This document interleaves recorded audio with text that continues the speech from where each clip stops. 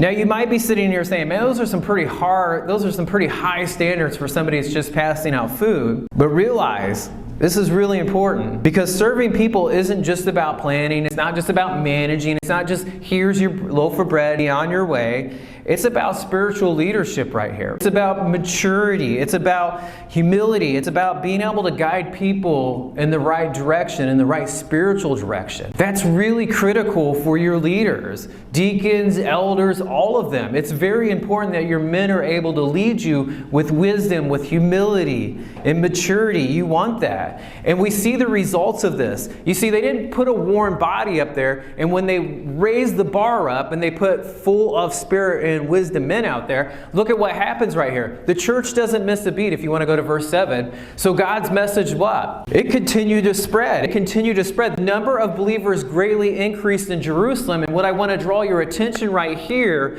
many of the what? The Jewish priests converted. Say converted. Now converted. Now we can make the connection right here, and this should jump out of the page. You know, back then this would have been a big deal right here. Many of the Jewish priests were converted. People would have stood back and been like, huh, that's kind of interesting. That priest down the road, he's given his life to Jesus Christ. This man who's in deep with tradition, this man who follows the Old Testament to a T, this man that was so enrooted in his way, in his teaching and his way of life, all of a sudden he's changing his life, changing his beliefs. He's surrendering his life to Jesus Christ. They would have looked at that and been, wow, that's something right there. All of this took place right here. This was able to happen because the elders, the apostles, were able to get out there and they were able to teach, pray, and minister to. They were able to take care of the spiritual development of the church because the deacons came along and took care of the food program. They didn't miss a beat. And that's very important. And I know we're talking about deacons this morning, but we're all servants. We're all called to serve Jesus Christ. And the way the church works and flourishes is when we all do our part,